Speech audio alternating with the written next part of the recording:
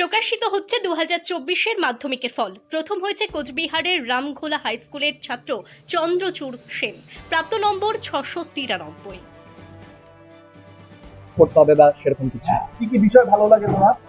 আমার তো বায়োলজি খুব ভালো লাগে, আর তাছাড়া ফিজিক্স, কেমিস্ট্রি, মানে সায়েন্স নিয়ে আপাতত এগোনোর ইচ্ছে। ভবিষ্যতে কি হবে, কি পরিকল্পনা করেছো? মেডিকেল লাইনে এগোনোর ইচ্ছে, ডক্টর আপাতত লক্ষ্য। এই রেজাল্টের পিছনে তুমি মানে কার কার সাপোর্ট বেশি মনে পড়ছে, যারা সাপোর্ট করেছিল বেশি পড়াশোনার ক্ষেত্রে?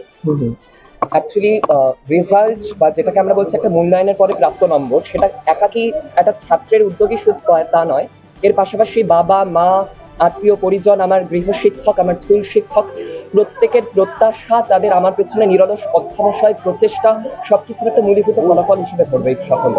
যদিও মাধ্যমিকই চূড়ান্ত নয়, এরপরে আরো পথ চলা বাকি, তার জন্য নিজেকে সার্বিকভাবে প্রস্তুত করে এখন আমার একমাত্র অভিষ্ট। প্রথম যখন শুনলে তখন কি মনে হচ্ছিল যে রাজ্যে প্রথম হবে, এরকম একটা আশা তোমার ছিল?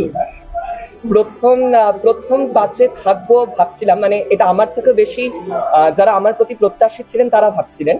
যাই হোক, এখন তাদের প্রত্যাশা বিফলে যায়নি, তাতে আমি আনন্দিত। পড়াশোনা ছাড়া আবৃত্তি চর্চা আছে, মানে প্রাতিষ্ঠানিকভাবে শেখা হয়নি। গান একসময় শিখেছিলাম, ড্রয়িং শিখেছি, তাছাড়া গল্প লেখা, কবিতা ইত্যাদি সব আর কি, যেগুলো আর কি বিভিন্ন সুকুমার শিল্পকলা, সেগুলোর সাথে আমি একটু একটু করে জড়িত। যদিও ক্লাস 10-এর পড়ার চাপে সবকিছু খুব সময়ভাবে দেওয়া হয়নি, তবে আবারও পুনরায় সেগুলোকে চালু করার ইচ্ছা আছে। কেমন লাগছে রেজাল্ট শুনে? খুবই ভালো লাগছে, এরপরে নিজেকে আরো তৈরি করাই একমাত্র উদ্দেশ্য হবে। তোমার বাবা কি করছেন এখন? বাবা বিজনেস, অ্যাকচুয়ালি টিম্বার মার্চেন্ট, আর তাছাড়া কন্ট্রাক্টর। স্কুলের ভূমিকা কি করবে পড়াশোনা? হ্যাঁ, অবশ্যই এখানে একটা কথা বলার, যে করোনা অতিমারি কাল তো আমরা সকলেই সাক্ষী থেকেছি, এবং এ কথা একেবারেই কারো অগোচরে, মানে কারো আর কি অপ্রকাশ্যে নেই যে করোনা অতিমারির পরবর্তী যে উত্তর পর্ব সময়কালটা, সে সময় স্টুডেন্টদের একটা স্কুলমুখী প্রবণতা খানিকটা কমে গিয়েছিল। কিন্তু যাই হোক, পরবর্তীতে সরকারের প্রচেষ্টাই হোক কিংবা আমাদের শিক্ষকদের ক্রমাগত উৎসাহ, সবকিছু নিয়ে আবারও কিন্তু আমরা স্কুলমুখী হই, এবং তারপরেই স্কুলে গিয়ে সেখানে টিচাররা নিয়মিতভাবে আমাদের সাহায্য করতেন। যদিও আমার স্কুল টিচাররা বলবেন যে আমি স্কুল অতটা নিয়মিত ছিলাম না, কিন্তু তা নয়, অবশ্যই স্কুল টিচাররা সব সময় আমার পাশে ছিলেন। তারা সবসময় আমাকে উপদেশ দিয়ে গেছেন এবং বলে গেছেন যে আগামীতেও অবশ্যই সাহায্য করে যাবেন। সুতরাং এইভাবে আমি ভাব করি না যে স্কুলদের আলাদা ভূমিকা রয়েছে, আমি মনে করি এটা একটা যৌথ ভূমিকা, যার মধ্যে প্রত্যেকেরই একটা গুরুত্বপূর্ণ অবদান আছে।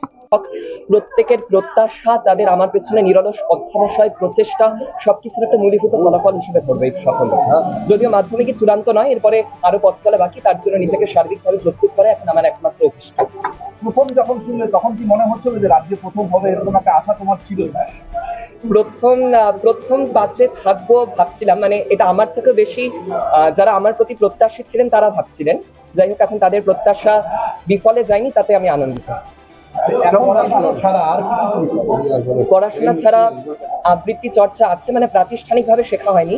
গান একসময় শিখেছিলাম, ড্রয়িং শিখেছি, তাছাড়া গল্প লেখা, কবিতা ইত্যাদি সব আর কি, যেগুলো আর কি বিভিন্ন সুকুমার শিল্পকলা, সেগুলোর সাথে আমি একটু একটু করে জড়িত। যদিও ক্লাস 10-এর পড়ার চাপে সবকিছু খুব সময়ভাবে দেওয়া হয়নি, তবে আবারও পুনরায় সেগুলোকে চালু করার ইচ্ছা আছে। কেমন লাগছে রেজাল্ট শুনে? খুবই ভালো লাগছে, এরপরে নিজেকে আরো তৈরি করাই একমাত্র উদ্দেশ্য হবে। তোমার বাবা কি করছেন এখন?